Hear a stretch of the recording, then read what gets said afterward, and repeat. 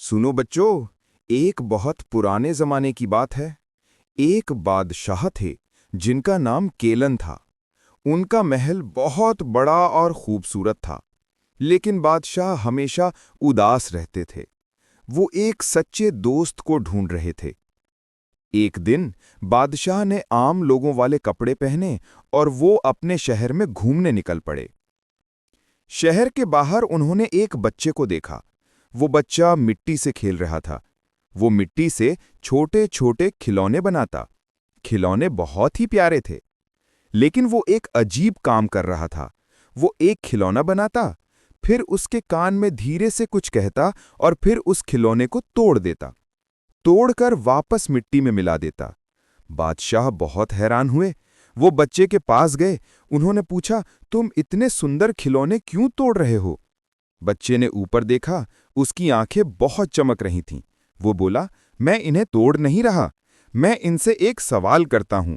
मैं इस मिट्टी से पूछता हूं, क्या तुमने कभी भगवान राम का नाम लिया है? जब ये कुछ नहीं बोलती तो मैं इसे वापस मिट्टी में मिला देता हूं।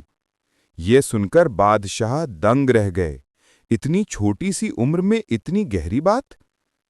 बादशाह ने कहा, मैं आम आदमी नहीं, इस मुल्क का बादशाह हूं। तुम मेरे साथ मेरे महल चलो, तुम बहुत समझदार हो। बच्चे ने कहा, बादशाह सलामत, मैं जरूर चलूंगा, लेकिन मेरी 3 शर्तें हैं। बादशाह ने कहा, बताओ क्या शर्तें हैं?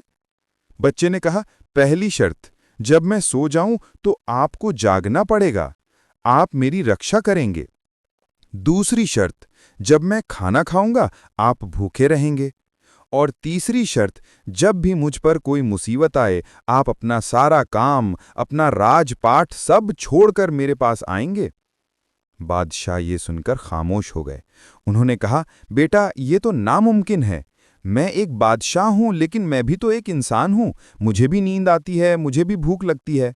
यह सुनकर बच्चा मुस्कुराया। उसने कहा, बादशाह सलामत, इसीलिए तो मैं आप पर नहीं अपने भगवान पर भरोसा करता हूं, क्योंकि जब मैं सोता हूं तो वो मेरे लिए जागते हैं। जब मैं खाता हूं तो उन्हें खुशी मिलती है, और जब मैं जरा सी तकलीफ में होता हूं तो वो सब कुछ छोड़कर मेरे पास भागे चले आते हैं।